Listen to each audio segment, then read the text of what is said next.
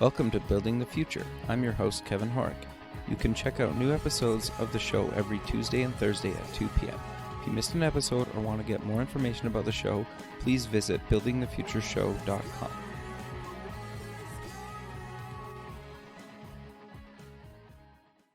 SoupX, the Startup Expo, North America's premier startup conference, is March 6th and 7th, 2017, in sunny Fort Lauderdale, Florida. Affordably priced, SoupX is a 2-day international conference featuring workshops, panels, speeches, a $50,000 startup competition, and over 100 exhibitors. For more information, go to sup-x.org. Welcome back to the show. Today we have Maura Sparks. She's the president at Siliconic Home. Maura, welcome to the show. Thank you. I'm glad to be here. Yeah, I'm excited to have you on the show. I think what you guys are doing kind of with your tech startup, I don't want to cover it quite yet, is actually really, really interesting and kind of an interesting take for kids. But maybe before we kind of get into that, let's get to know you a little bit better and start off with kind of where you grew up. Okay, great. So I grew up, I'm a Northern California girl. I grew up in the Bay Area. I went to college in the Bay Area, and I now reside in Napa. Okay. You're probably one of the few people that was born and raised in Northern California, especially in tech, right? Everybody's kind of moving there from other parts of the world. It seems that way. Yeah, it's a beautiful area, though. So I'm curious, you obviously went to university in Northern California. What did you take in university? So I studied for journalism and communications. Okay. And my first job actually was working for a small startup company. Okay. Doing 3D visualization software. Okay. And that sort of, got me into technology. Okay. And I just ended up staying and working and loving it, and loving all the, the constant emerging technology and, constantly never changing, always changing, pace of technology and learning about new markets. So. No, that makes sense. So I'm curious though, how did you go from kind of going to school for kind of journalism to getting in that industry? While I was in college, I met somebody through my roommate, and I sort of lost contact with him. I ended up going down to Los Angeles. I was interning at a film company. At the time, I was sort of really interested in maybe filmmaking, and I'm sitting there in near UCLA and at a restaurant, and in walks Sean McKenna. And I was like, "Hey, I know you." And he's like, "Yeah, how are you doing?" And I met him, like I said, up in San Francisco through my roommate. He started telling me about a startup company he was doing in San Francisco. And at the time, I was like, "Oh, that sounds really cool." I ended up eventually, about 6 months later, moving back up to the Bay Area. And I was living in San Francisco at the time. And I ran into Sean McKenna again. And he says, I'm hiring at the startup. I'm looking for a marketing assistant. And I ended up getting the job. So that was how I was just sort of, connections. And that was sort of what got me the bug of working. Over the company at the time was called Paracom, and Okay. It was later became part of Macromind, which became Macromedia, and then eventually got bought by Adobe Software. Sure, I remember those days. And it was a great, so it was a great, environment to learn. I mean, Sean McKenna is the son of Regis McKenna. Sure. So he's was a great boss, and I learned a lot. The CEO of the company was great at you know, working with investors. So, you know, we were able to get funding, and he was able to, you know, do these sort of partnerships, and then, you know, get, you know, bought out. And so, I mean, you know, it was a great, I felt like I was sort of able to, you know, see the whole arc and process. And while I was working there, I ended up meeting somebody who ended up becoming my husband. It was such a small company. I met Joe Sparks, and Joe and I ended up starting a game company, a CD-ROM game company. Okay. And For mobile, right? we both, at the time it was CD-ROM. So okay, sure. Yeah, there you go. So we did one of the first CD-ROM games, which was I'd helped him on Spaceship Warlock, which is one of the first CD-ROM games on the market. And then after that, we started a company called Pop Rocket. Okay. And that's the mobile game company, right? No, that was later. I ended up doing a mobile game company, focusing more on games for girls. Okay. So when we were at Pop Rocket, we ended up, you know, that was another, spent about, you know, 7 years, you know, building our product, and we sort of built you know, trying to build a world online. We're a little bit early in terms of some of what we were planning, but we had, you know, sort of this award-winning CD-ROM game. And we got some venture funding, and then we did that for quite a number of years. And then I did take some time off after that to have some. We have 2 sons. Okay. So took a few years off raising kids when they were young, and then eventually started another company called Kiss App Games, which the focus was at that point was mobile games. Okay. So I feel like I have this background where I was at the beginning of all these emerging markets.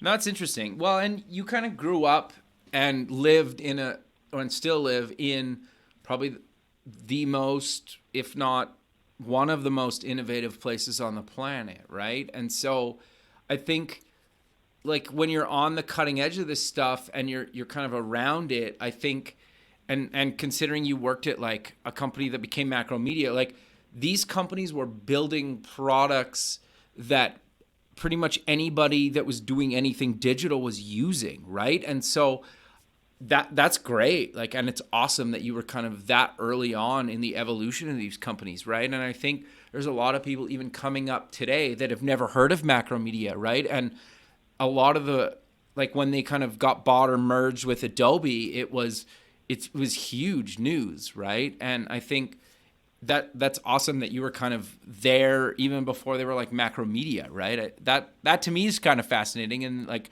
I remember the like Flash and Director and Authorware days, right? Like that was kind of early in my career, right? And so it's great that you've kind of been through all those phases of this whole kind of industry, right? And you have tons of experience in it. Yes, yeah, that's you know, and it was, I think, being there and being in the startup, you end up learning a lot, and you make a lot of, you know, interesting connections with, you know, with other people in the industry. You end up sort of writing this arc of, you know, like you said, these different markets that end up sort of starting and growing, and, you know, some peaked, like CD-ROM market, right? Sure. But you end up taking a lot of those, you know, some of the basic tools you carry over into the mobile space. Sure. So you're now the president of Siliconic Homes. What exactly is the company, and what exactly are you building in that platform? So Siliconic Home is a hardware and software company. Okay. And what we're developing is a voice user interface device for kids. Okay. It's like the Echo, correct? It's very similar to the Echo, except ours is exclusively for kids, and what differentiates it from the Echo is the form factor. I mean, it's designed, for kids. It's appealing. They'll be able to personalize the exterior to some extent. Okay. It's very sturdy. They can, if they drop it or accidentally drop it in a puddle, it will still continue to work. If they, run around the house and maybe they hit where they're not connected to Wi-Fi, it will still work. We have, embedded on the device and in the cloud connectivity. Okay. And all the content is geared exclusively for kids, so parents can feel very, feel confident that their child is not going to be, redirected to something inappropriate online. Right. We have a lot of built-in filters, safety filters. Got you. So for people that don't know kind of what the Echo is and kind of what Smarty is and like the whole kind of voice user interface, do you want to maybe kind of explain what that is and kind of what Smarty does for somebody's child? Sure.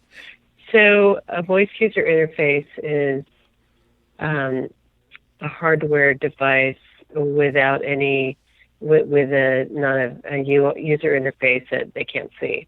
So they'll just be using their voice to be able to connect and to connect to either applications on the device that we've developed, or working with some third-party partners in terms of content. So it's a hands-free electronic enabled device.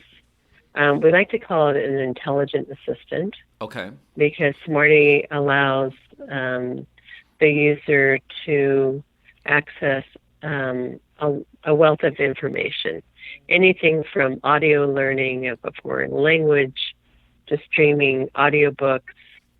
So it's like an ideal study helper, to allowing them to have,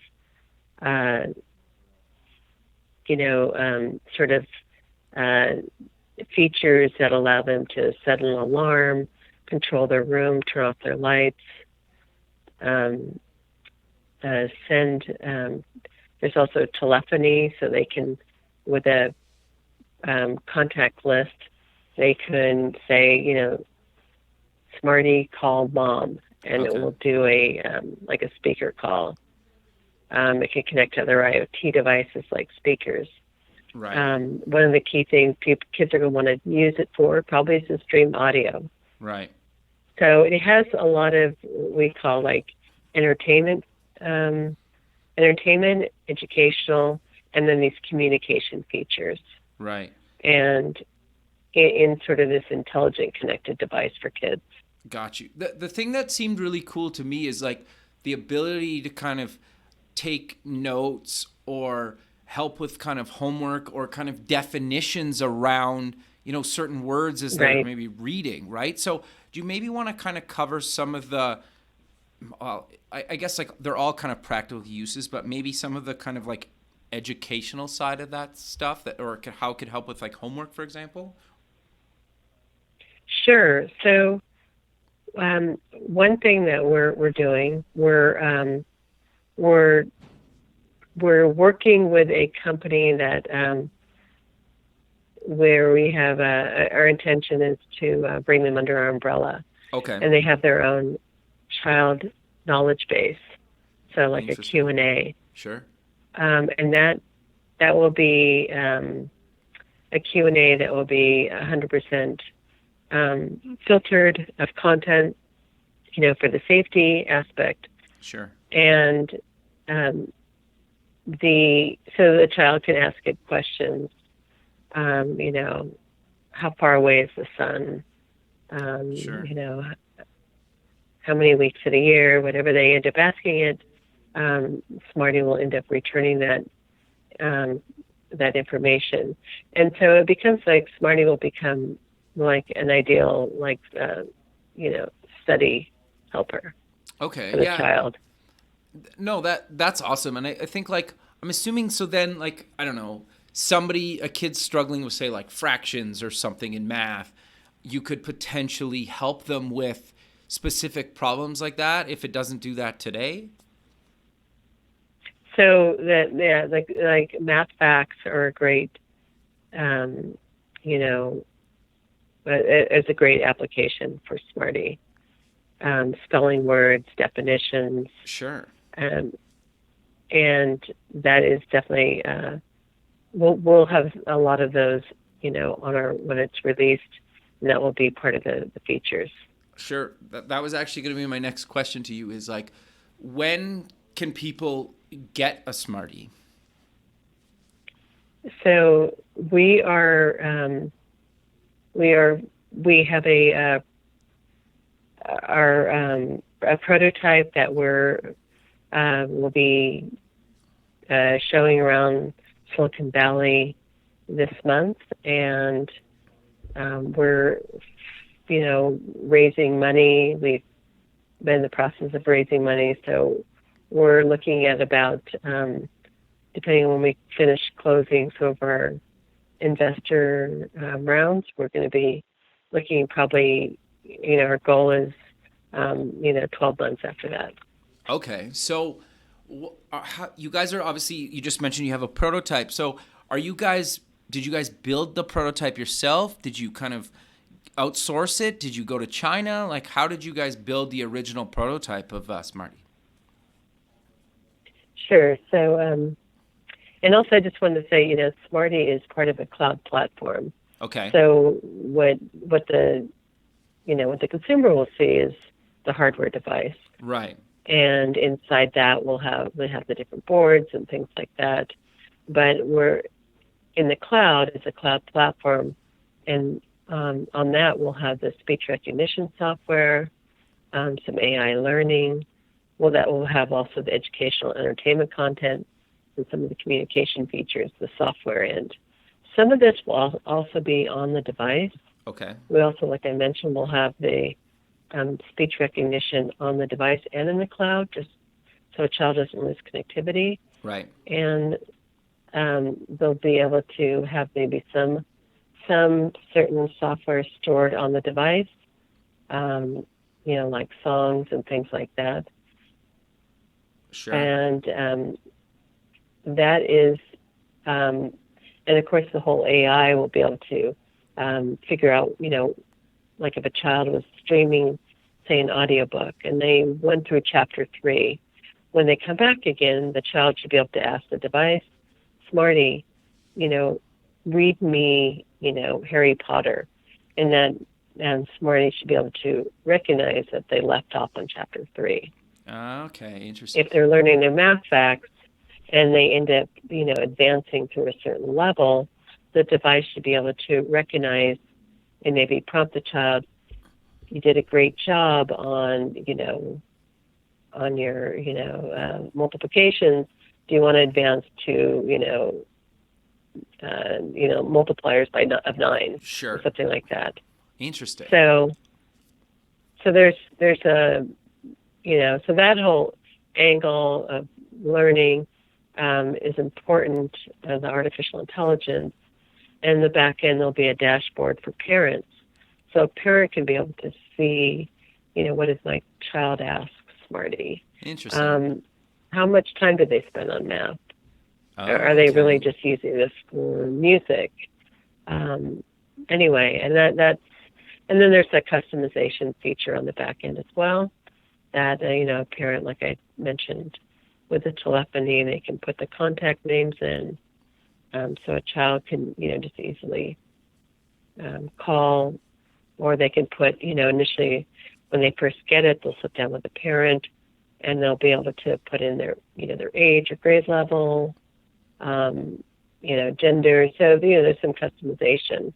Sure. Smarty will be more appealing to that demographic. Sure. No, that's awesome. I think like I love stuff like this where it actually adds like real value in kind of the physical world to people, right? And I think It's something like Smarty could almost be like your kid's personal kind of tutor, right? Like in some respects, because Mm-hmm. they can teach them some things. If it reads to them, like obviously that helps with their education and whatnot, or just how to sound things out, or give them a definition of something. Like I love these kind of educational devices, especially that are kind of like smart, right, and connected to the internet, and that will constantly be kind of updated in the background, right? And I would assume that it Right. just updates, through Wi-Fi and whatnot, and then through a parent device that they can connect and control it. But are you going to also build an app for kids that they can use on kind of their tablet or device that they can kind of interact with it, or is it just kind of the parent kind of just controls that and the kid just talks to Smarty? Yeah. I mean, we encourage we encourage the parent and the child to do the back end together. Sure. And so that is not, we don't necessarily, I mean, we talked about other ways that maybe that the child can, and this might be on our roadmap, but for example, if a child is asking a lot of questions about a dinosaur, Okay. then, Smarty could say, you really like dinosaurs. There's a great, uh, digital book, and that would they would take it back to our online portal, Okay. and maybe they can then, work with the book that way. So those are some ideas we're planning, but initially the child would be more interfacing directly with Smarty, and if they're going to the dashboard and or with the parent. Okay. No. But taking it to the website for sort of other, like especially in the educational, if they want to be able to, especially with reading, with the visuals and sounding out the word or seeing the letters, things like that, that might be something. Okay. Interesting. And I guess like when you're kind of still maybe like an hour or sorry, like a year out from actually releasing them into the market, you guys have kind of, there's a bunch of ways you could go, right? And I'm assuming once you guys kind of get this out and you have like beta users actually using Smarty, that'll dictate and maybe potentially change the roadmap a bit, right? To some extent. I mean, that's the thing. I mean, even if you look at the Amazon Echo, I mean, they're constantly Sure. sending, updating new skills and things like that. The device isn't changing. So I guess we're really focused on making, the hardware so a child can keep this for a number of years, but the software can constantly be changing. Sure. Do you know roughly what a Smarty is going to cost, or is it still kind of too early on in the process to kind of even guess? We're looking at a price range around $149 to $199. Okay, which isn't bad, which is like the Google Home and the Echo and all the other stuff are Yeah, that, if not more, right? So I think it yeah, makes it's in sense. line with the others. Sure. So I'm curious, is there kind of an age range that your guys are targeting with Smarty? Is it kind of like preteen, teenagers? Doesn't really matter. Yeah, it's definitely like 5 to 10, Okay. and so those are sort of grade school kids, and part of that part of the difficulty is speech recognition Right. for young kids. Kids could have they just don't, their voices are constantly changing, whether they're excited or whether they can't sit still or they might have, braces on. So these things Yeah, all affect interesting. a child's voice. Sure. So we're going to be working with,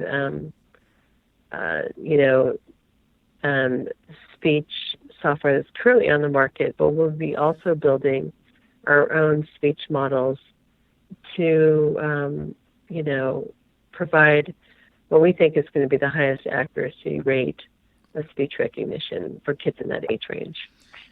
Sure. So we have to end up doing some of our Sure. own models in addition to working with, some speech software that's currently on the Yeah, market. that's interesting. I never even thought of that. You're right. Like as kids obviously age in that range, like their voice would change a lot. And you're right. Like if they get braces or something, or they're. So are you gonna have to get them to kind of potentially update their voice a few times a year, or you're gonna try to build software smart enough to recognize the changing in their voice? Yeah, I mean, hopefully the software the speech software keeps improving over time as the child uses the device more and more. Sure. The accuracy level will actually improve and Right. and, Right. and and sort of adjust and No, that's understand interesting. them better. Well, and I think too, like, if a kid's using this on a daily basis for like their alarm, or they're getting audiobooks streamed to them, and they're talking to these devices every day, it makes it a lot easier for you guys to kind of watch their voice change kind of on a daily basis and pull that data than if they're using it once every 6 months, right? And so that's interesting to me. I never really thought of that. It's quite fascinating, actually. Right. So these intelligent systems, there's a lot going on to make it actually, work and be, and especially when you're dealing with kids, you don't want them to be frustrated, and you want the interaction between the device and the child to be sort of seamless and natural. Sure. So, So I'm curious to know what other kind of challenges have you guys faced when building this thing that maybe you didn't think of, or that the listener wouldn't necessarily think of? well, I think we're realizing that children's speech is challenging. Okay. Um, some kids talk really soft, and it's Sure. hard hard for maybe a device to pick them up. Like I said, their voice is constantly changing. There's a huge, concern from parents about privacy protection, Right. and so we're looking to, of course, we'll be like COPA compliant, Right. and also the privacy guaranteeing a child's identity is always safe and anonymous. So any data that Smarty has to, anything the child's saying is going from Smarty to the cloud, Right. but that data has to be anonymous, Right. so it can't be tied back to children.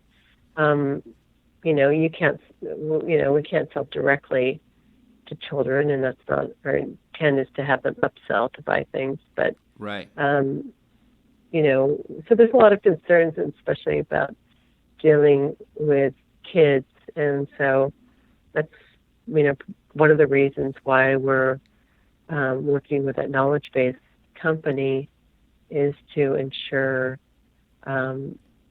all the safety factors, and so it ends up becoming it's not as open as other devices because of that. And actually, I think as a parent, I don't really want my kids, going off in certain areas anyway. Sure. No. I might want to know if they're asking the device certain things, Yeah. Fair. which they'll be able to see that sort of dashboard, that reporting on the dashboard. But I certainly don't want them to. Yeah, that's one of the concerns with the internet.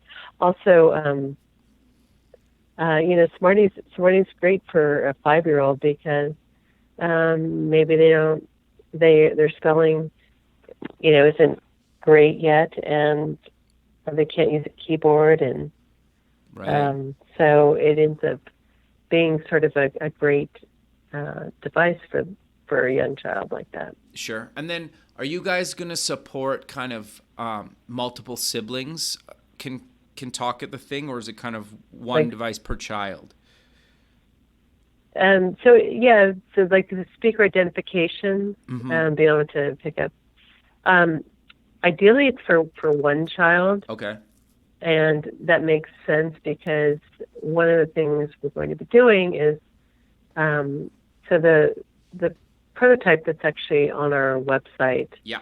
is something, a 3D model that I designed, and we ended up having, this form factor, 3D printed model. So inside the head, it has all the different hardware pieces. But we're going to actually be doing a different form factor, which will allow the child to actually customize it. And so if you have two siblings, a boy and a girl, they're not necessarily going to want the same, Right. Exterior. Sure. So I think that's, it's going to be really fun for the kids to be able to customize it. Sure. And then, the speech recognition and the device. And also, the customizing of,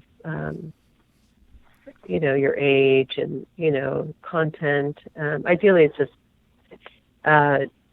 better to have them each have their own. Yeah, that makes sense because it could, sing you happy birthday on your birthday or stuff like that, right? Kids want different songs. And if you're using it as an alarm clock or they're both doing homework at the same right. time, obviously they can't be both talking at the same thing at the same time, right? Logistically it doesn't make sense.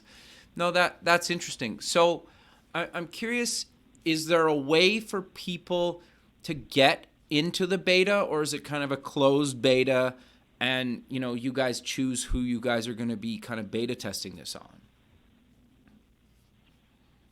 We are, if somebody, we're totally open. We'd like to, if people are interested, they can go to our website and go to our request more information, and we'll keep those names.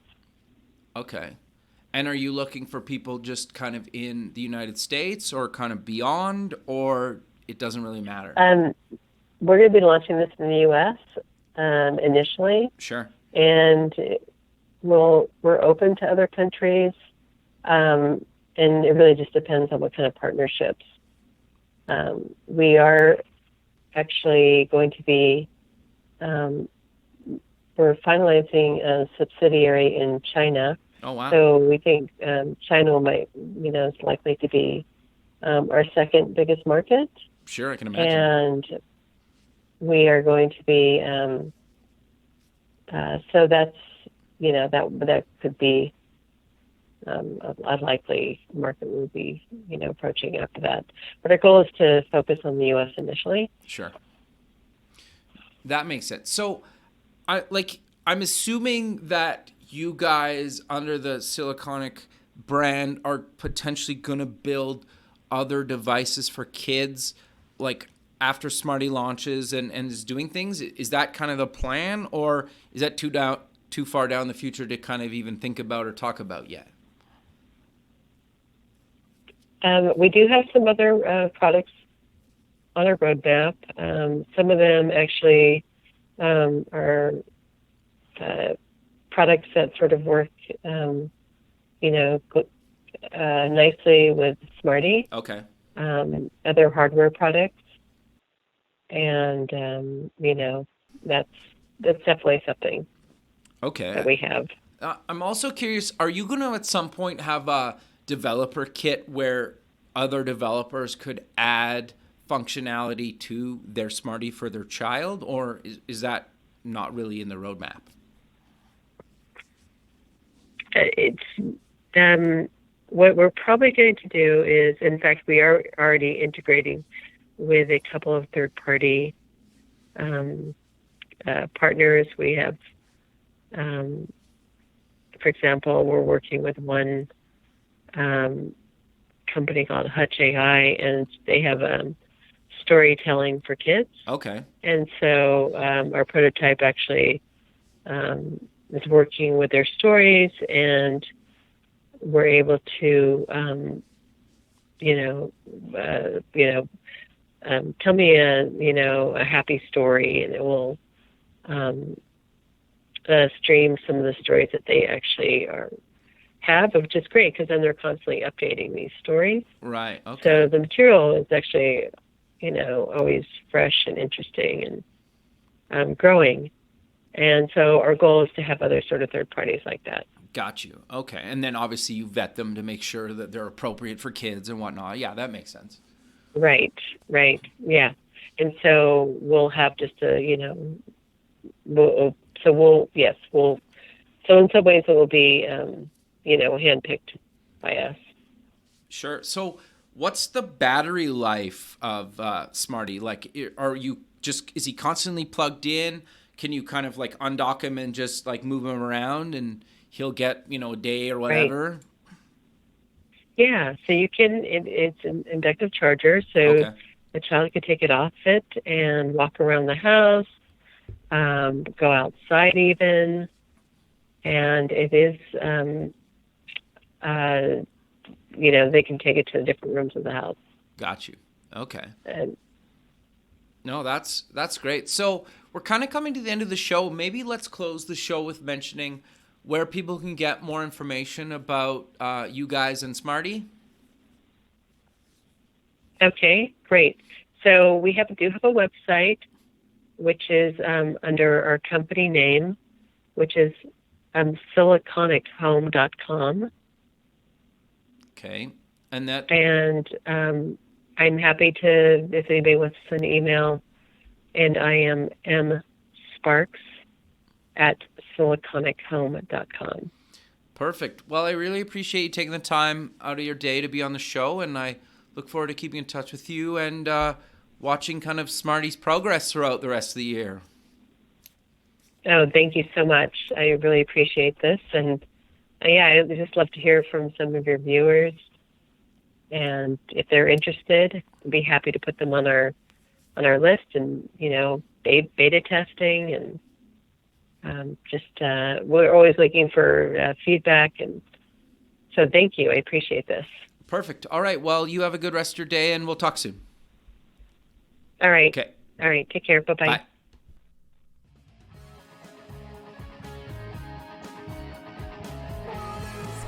Thanks for listening. The music for the show was done by Electric Mantra. You can check them out at electricmantra.com and keep building the future.